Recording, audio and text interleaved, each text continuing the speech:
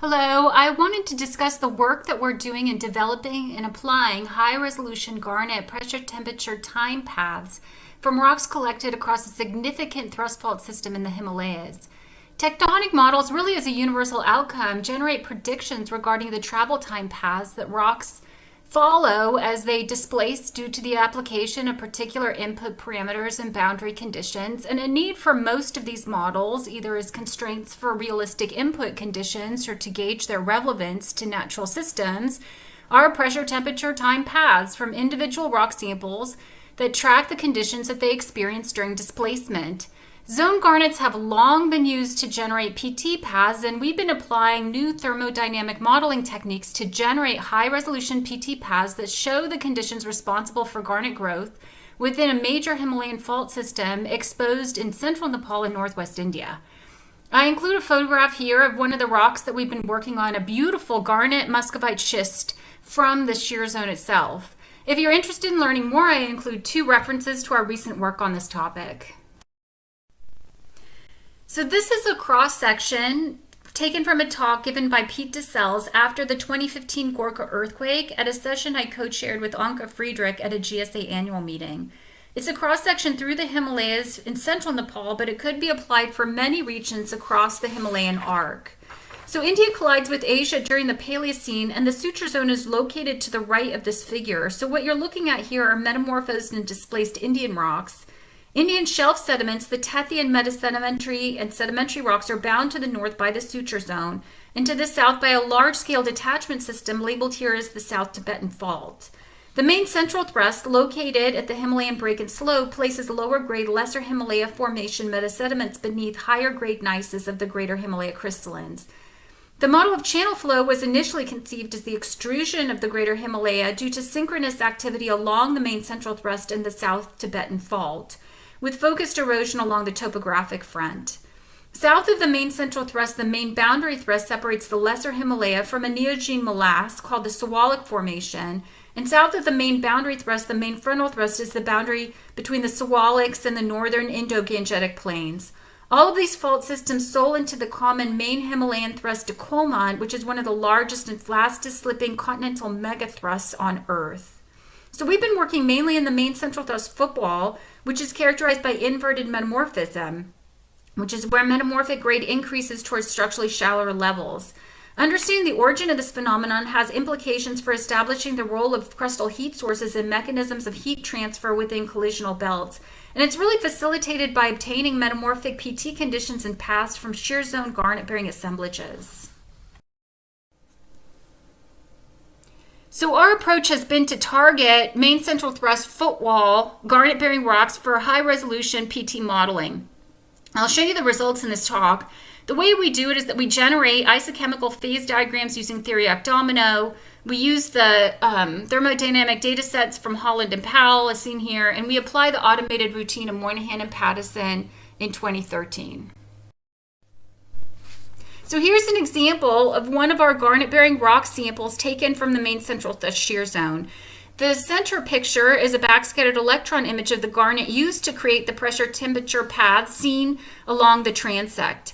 The figure on the left is an isochemical phase diagram with some mineral stability fields labeled.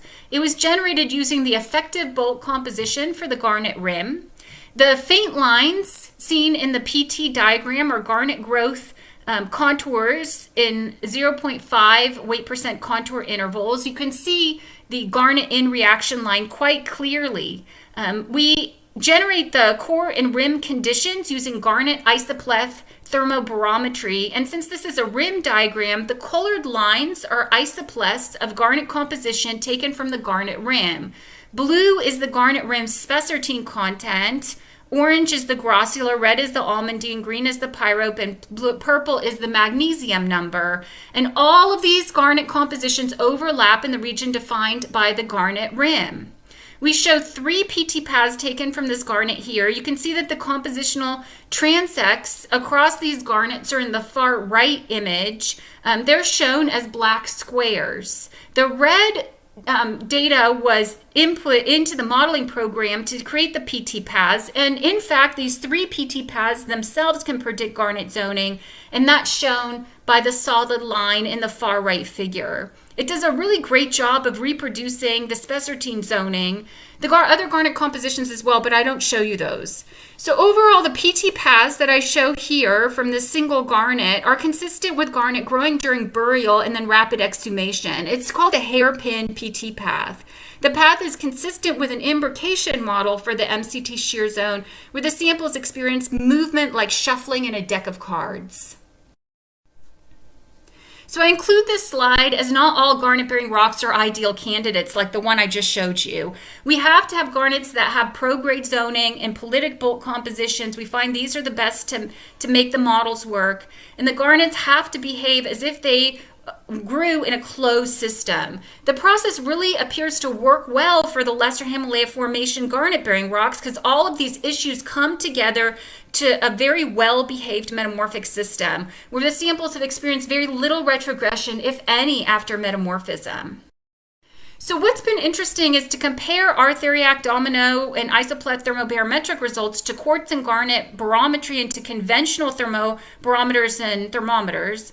And this is the figure I just showed you, but with the Quig and the garnet biotite and garnet biotite muscovite plagioclase barometry overlain as well.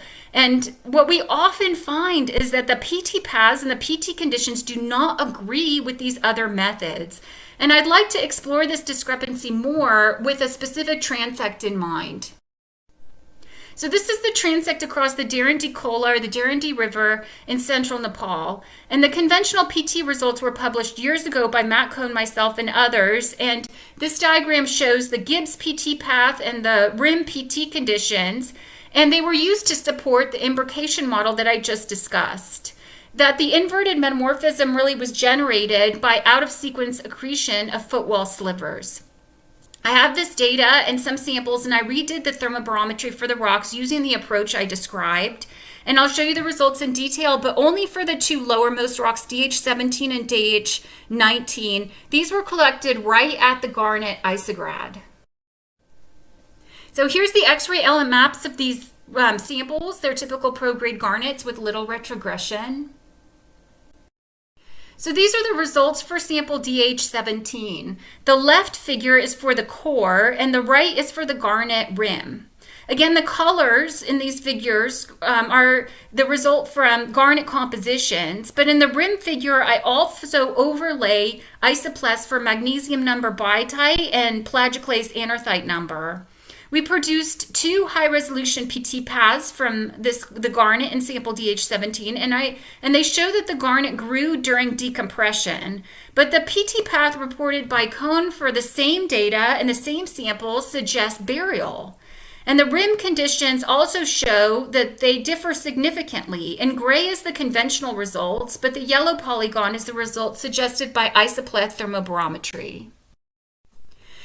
So here's the result for sample DH19. Again, 2 high-resolution PT paths show burial, but at different conditions than those suggested by the Gibbs PT paths.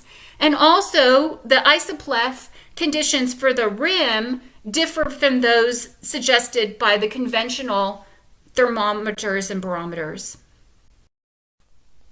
So the high-resolution PT paths can predict garnet zoning, and they do so quite well. The black squares is the garnet data, the red is the model input, and the garnet zoning predicted by the PT paths is shown as the solid black line. The predictions fit the shape and the compositions very well. So overall, we've been finding significant discrepancies between the approaches. Here's a summary of some of the data.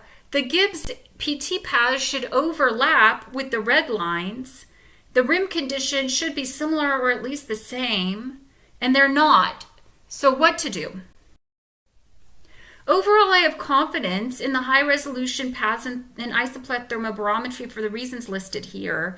In both approaches, the conditions agree with the mineral assemblages in the garnet zoning, but there's more checks with the high-resolution approach.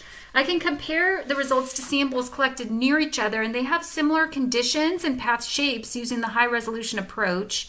The fact that all garnet isoplasts and most of the mineral matrix mineral rim isoplasts overlap gives more confidence. I could get multiple paths from the same garnet and from the same sample, and they agree.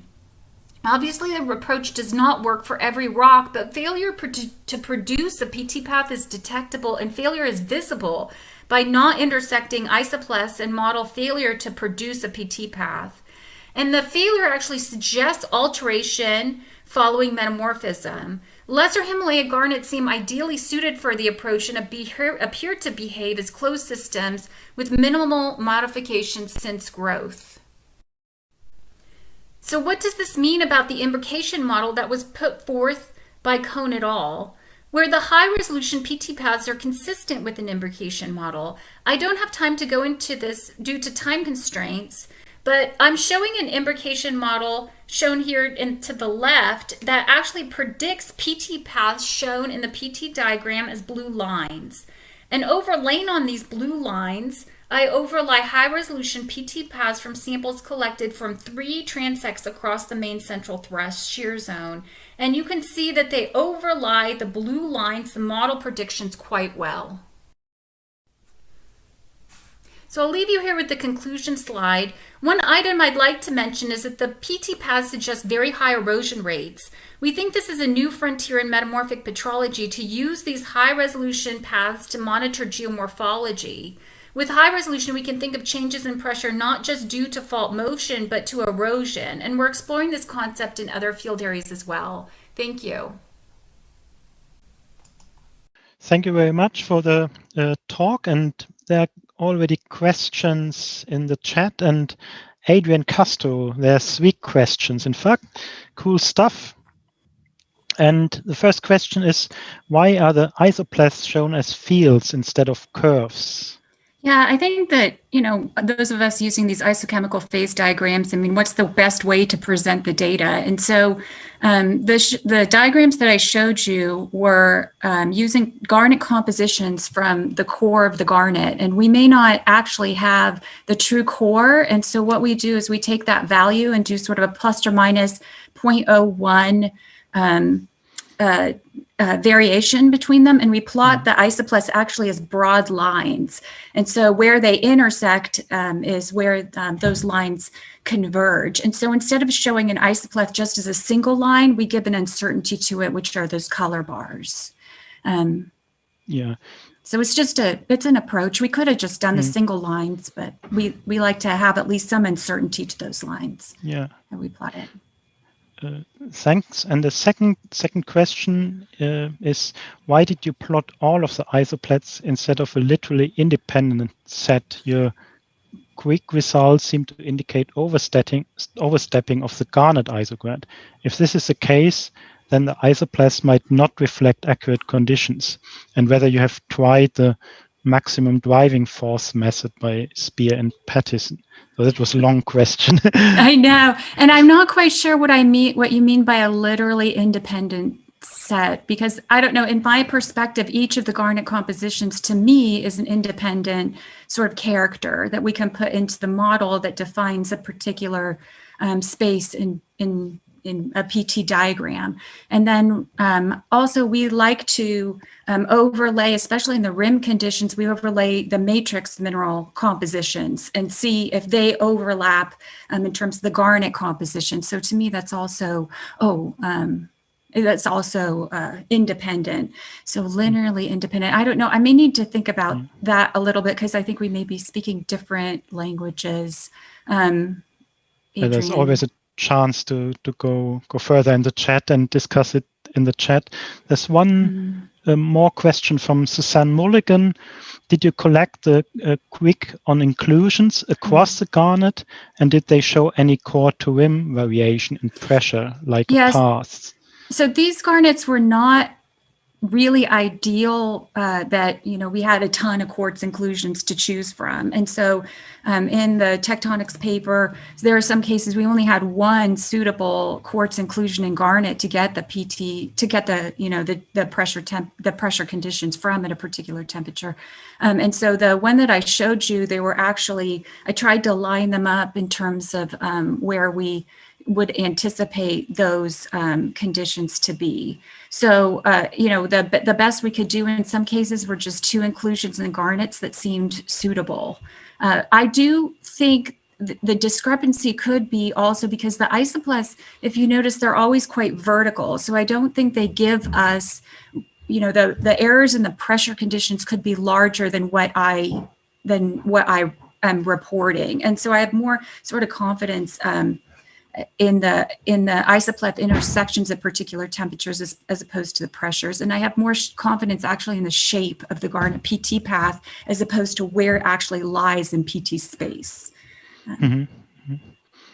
Okay, thanks very much. So I think that so we've covered those questions. And I also, I haven't tried the maximum driving force method. I guess I could answer stuff in okay, there. Thanks for mentioning that. Yeah. Thanks for picking that up. Well, thank you very much for the presentation.